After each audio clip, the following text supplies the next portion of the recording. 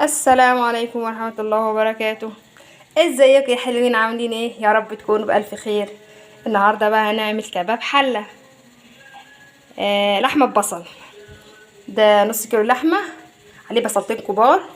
انا بحب احط لها فلفل اخضر، ودي البهارات بتاعتنا 7 بهارات، وفلفل اسمر وبهارات لحمة وورق لوري. تمام. تمام. هنا بقى نحط الحلة على النار، فيها زيت او سمنة زي ما تحبي يعني. نحط اللحمة تاخد صدمة على النار لحد لونها ما يتغير، اللون الورد ده يتغير خالص. وبعد كده ننزل بالبصلة بتاعتنا تتشوح، والفلفل بقى نسيبه للاخر خالص. احنا مش هننزل بالبصلة خالص غير لما اللون اللحمة يتغير، يبقى زي اللون ده كده. كده كده مش بتاخد وقت يعني.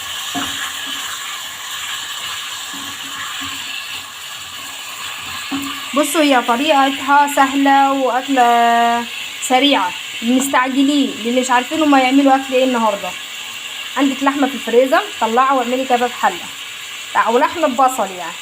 في ناس بتقولها كده وفي ناس بتقولها كده.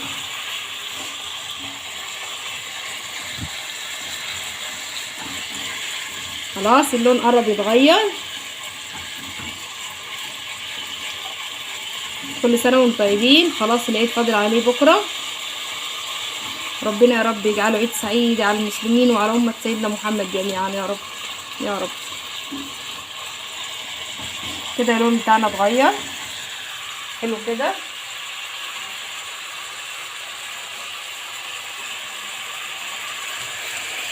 ننزل بالبصل بتاعنا، انا مقطعاه شرايح جونيال يعني. شايفين كمية البصل دي كلها؟ اول ما البصل يدبل هتلاقيه، بصوا، مش اختفت، مش باينه. هنسيبها بقى تاخد مع بعضيها غلوه كده لحد ما ينزل الميه اللي في البصل تنزل. بعد كده نزودها ميه مغليه، وفي الاخر خالص هنحط الفلفل الاخضر بتاعنا. دي بقى البهارات بتاعتنا هننزل بيها زي ما قلت لكم.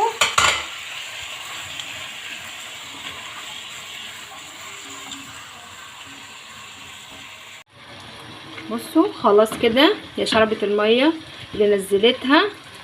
نزود لها بقى احنا ايه؟ ميه مغليه عشان ما تاخدش سوا كتير. هي خلاص الميه ديت وخلاص تستوي على كده، مش هتاخد ميه تاني. انا حطيت لها الفلفل الاخضر لما شربت الميه بتاعتها. هي تاخد الميه دي وخلاص على كده. شكرا. بصوا بقى يا امارات، هي خلاص قربت تستوي اهيت. بس انا مش عايزه الصوص بتاعها ده خفيف كده، فهنعمل ايه بقى؟ في تكايه صغننه قد كده نحط لها معلقه نشا وندوبها في ميه ونحطها عليه، هيتقل الصوص شويه.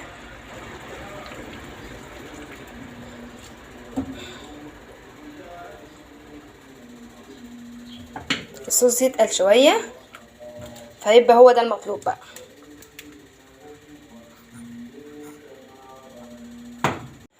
وبكده يا حلوين يبقى خلاص كده ايه، خلصنا الاكل بتاعنا. دي شكل البورمه. مركزه معايا، مش عارفه مركزه معايا بورمه ليه. عادي مشيها بورمه. ده كباب الحله. شايفين؟ شايفين شكله؟ والله يا جماعه مش عشان انا اللي عاملاه، بس هو ريحته حلوه، ريحته جامده.